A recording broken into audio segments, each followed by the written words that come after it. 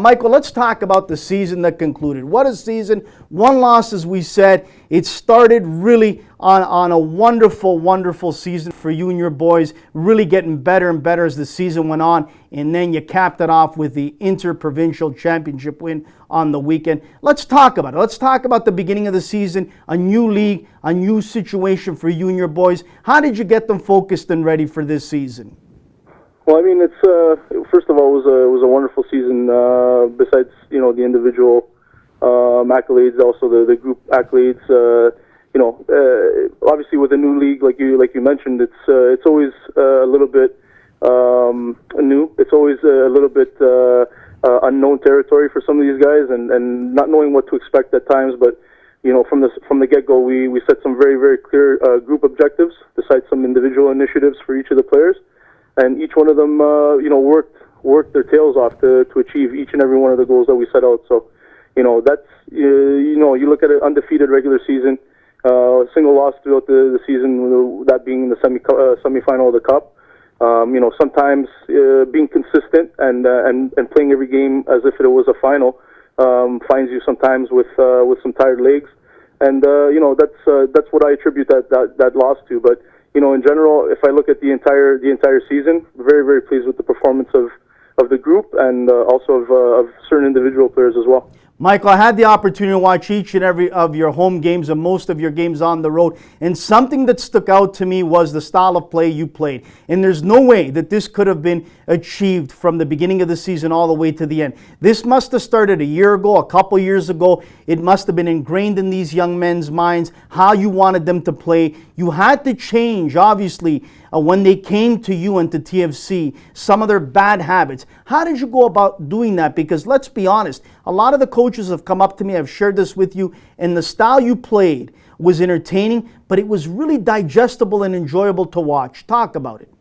Well, I think I alluded to it in the post-game conference or interview on Saturday after our Cup Championship, our Inter-Provincial Cup Championship, and that is, if we really want to get the best of the players, Anthony, it's a matter of asking them to get to perform at the highest level and to the highest of their technical capabilities. And so, understanding that paired with the athleticism and also their soccer brains, which is the most important thing, is basically what we're trying to get out of these young men is to be able to play at the game at a very high level, and by playing an attractive style, a style that forces us to take the initiative, to be the protagonist both on the ball and without the ball, is the only way we're going to get the best out of these players, and making sure that they're concentrating, for 90 or potentially 120 minutes during a match. So, like I said, it's of consequence. If we are to develop the best players, we have to ask the most from them, and so it's a matter of making sure that they're engaged the entire match, both on and off the ball, and understanding how we want to play, and that's really the job of the coach, isn't it? It's a matter of us transmitting our ideas, our philosophy, the way we want to see the game played, and the best coaches are able to transmit those ideas well, and they really translate on the pitch. And so, that's besides them working hard, that's our ideas being translated well and seamlessly on the pitch. And we got to look at also that the youngest players in that group, which are 97s, came into the program 2.5 years ago. So, that's a result of 2.5 years' work of getting, like you said, getting rid of those bad habits and getting them to understand that football is being played on a higher plane now as part of TFC Academy. So, it's been a process, but I really, really enjoyed putting all the pieces together this season, and the results spoke for themselves, I think. Let's talk about some of those pieces, Michael. You were offensively gifted up front with Mohan Babouli, the scoring machine, the champion, MVP of League One. You also had Marco Nunez. Let's not forget, he put in a number of goals as well. But in the back, there was something special in the back happening. Godinho, Mark Anthony Kay, who, if I'm not mistaken, we just had on Joey Chichilo of York University, who scored that goal. Mark Anthony Kay did play with York for a bit, and I recall him playing in a totally different position than he played for you. How did that come about, and how did you convince him that that was his position that he could succeed and really star in? Well, I mean, to be fair, I mean, we didn't start with Mark Anthony Kay in that position in the beginning of the season. So, initially I saw him in a wide position. Traditionally, he's been in wide positions, whether it be a wide midfielder, a winger, or a fullback. But in general, I felt like although we were getting a lot from Mark Anthony, I felt that he at times would get frustrated because of the fact that playing in a wide position, especially as a wide advanced position, you don't see the ball quite as often, and you need to make very good use of it as well once you do receive it. But I see Mark Anthony with some exceptional technical qualities, a very good soccer brain, and I felt like once Chris Manila signed with the first team, we did have a bit of a gaping hole in that holding midfield position, and part of the coaching job also is seeing certain qualities in the player and kind of putting the pieces together and understanding that perhaps this player needs to be in a position where he's getting more touches on the ball, is in a little more of a commanding position where he can make a difference. And I felt Mark wore it well. He was, first of all, was very pleased to get the opportunity in that position. Having dialogued with him about it, and a happy player usually performs well. Absolutely. I couldn't agree with you more, Michael. Sorry to interrupt, but I got to go back to what you mentioned in qualities in a player, Michael. And I've noticed in different teams, your team included, that there's guys that are really lights out talented and could really do all sorts of special things with a ball. But then, unfortunately, the mental aspect of the game is lacking. And that's where I think is the hardest thing as a coach. You would know this better than I, that you've really got to help and develop that player. They have it all there, but that one tool is missing to get them mentally tough for the next challenge. How do you go about doing that? Well, I mean, part of that is having competitive matches day in and day out, or week in and week out, excuse me. And then also, a major contributor to that is the training sessions. For me, the most important part of the process of developing a young player is training. And if you've got a training environment where each and every player is testing themselves and is pushing themselves each other to the limit on a daily basis, there's no telling where you can reach with a player that's as talented as some of these players that we're working with. Another thing is for us to consider is that what we consider a technical player here in North America is not necessarily considered a technical player anywhere else in the world. A big part of being a technical player is not just having the ability from a motor specific point of view, but also understanding the how, the why, and the when, and understanding what parts of the field we should be able to use certain technical qualities. And really, it comes down to solving problems on the field. And so, a lot of times where you see technical or quote-unquote technical players doing things that are, out of the ordinary in particular parts of the field, that's where you start to see inefficiencies and really see the performance of the group going down. So, it's on us to teach the players the how, the why, and the when, and help them to really optimize their ability on the pitch. And then the tactics is all kind of part and parcel of that. Being able to solve problems on the field quickly and definitively is what the game is all about. And being able to do it at lightning speed is really what the game is about at the highest level. Mike, let's talk about League One in its first season. Obviously, you guys had tremendous success. Only one loss, a couple trophies in your display cabinet right now. And you got to play against some of the real top quality young players in Canada. I think of Kyle Lauren of Sigma, who I'm pretty sure is going to go either 1 or 2 in the draft and MLS coming up. I think of Vaughn Azzurri, who we talked to, Joey Chichillo, and DiCadia, and some of the others. You think of Woodbridge. We could go on and on.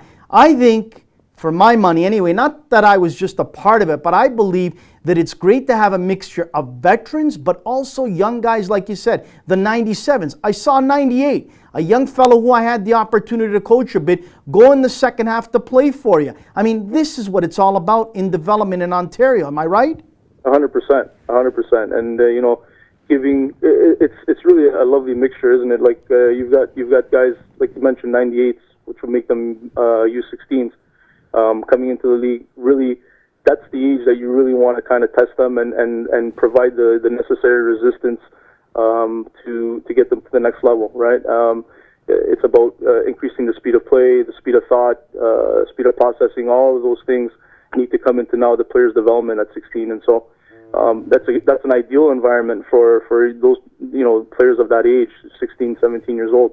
On the other end of the spectrum, you've got some veteran guys that perhaps are not necessarily aiming quite as high in terms of where they want to reach with their careers, but have had experiences that can be passed on to these young men, and they kind of take more of a teacher-mentor role in a league like this. And so you've got a wonderful mix of young talent that is looking to be tested on a daily basis or a weekly basis, and you've got also some veterans and some guys that have been around that can share their expertise with these young guys and try to push them on.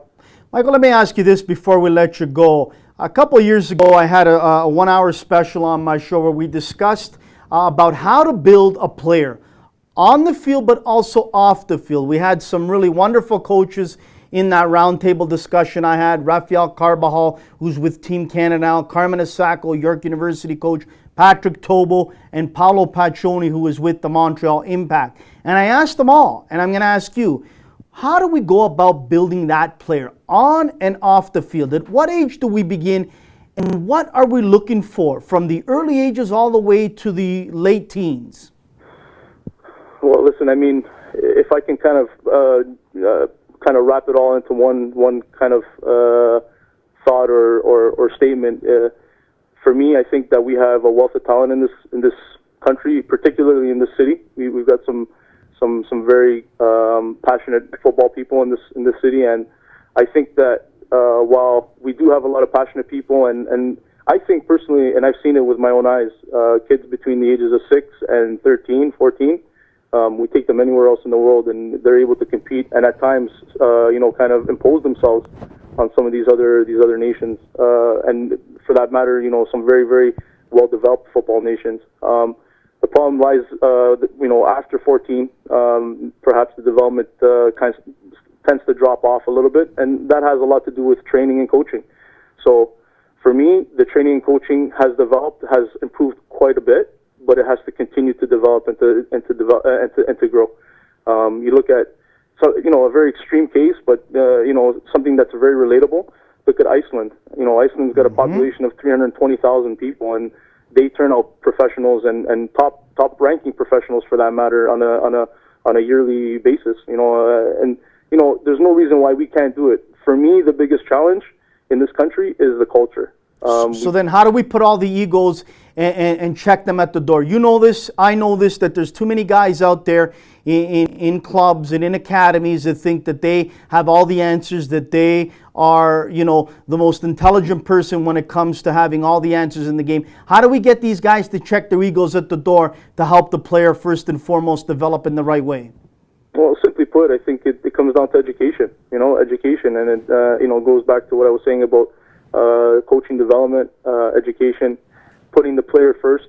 I think that, while it's a wonderful thing that a lot of coaches are making a living with private academies and all the rest, I think at some point we need to really prioritize and make sure that the players are the number one reason why we're doing this and pushing them on to bigger and better things. So, that's not knocking any of the private academies. I think a lot of them do a phenomenal job. It's just we have to really consider that our priorities are in place and that the player is front and center at all times, and understanding that every bit of effort and every bit of work that we do has to be to push that player on or those players on to broader horizons, and in this case into professional careers, college scholarships, and potentially the national team at some point.